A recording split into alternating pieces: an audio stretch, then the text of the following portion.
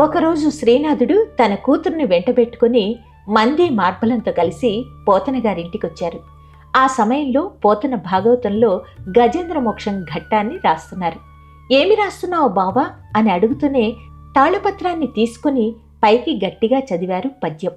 సిరికించెప్పుడు శంఖ చక్ర యుగమున్ చేదోయి సంధింపడే పరివారమున్ తీరడబ్రకపతిని పన్నింపడా కన్నిక తర తమిళమున్ చక్క నొత్తడు వివాద ప్రోత్తిత శ్రీకుచో పరిచేలాచలమైన వీరుడు గజ ప్రాణావనోత్సాహి. ఈ పద్యాన్ని శ్రీనాథుడు చదివి పెద్దగా నవ్వాడు. బావా, ఇలా రాశావేంటి? ఆయుధాలు పరివారము లేకుండా శ్రీ మహావిష్ణువు అక్కడికెళ్ళి గజేంద్రుణ్ణి ఎలా రక్షించాలనుకున్నారు అని అడిగాడు ఎగతాళిగా. పోతన చిరునవ్వు నవ్వి ఊరుకున్నారు. ఆ తర్వాత అందరూ భోజనాలకు కూర్చున్నారు.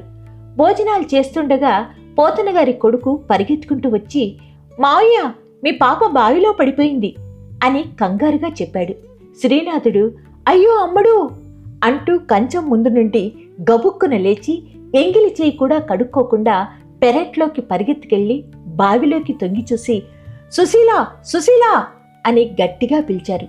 అంతలోనే చెట్టుచాటు నుంచి, ఏమిటి నాన్నగారు అని పరిగెత్తుకొచ్చింది సుశీల.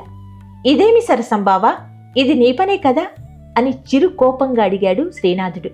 బావా, నీ కూతురు బావిలో పడిందని వినగానే అలాగే చెయ్యి కూడా కడుక్కోకుండా నీ వెంట వచ్చిన సేవకులను సహాయానికి పిలవకుండా తాడు బొక్కెనా లేకుండా నీవెలా కంగారుతో పరిగెత్తుకొచ్చావు?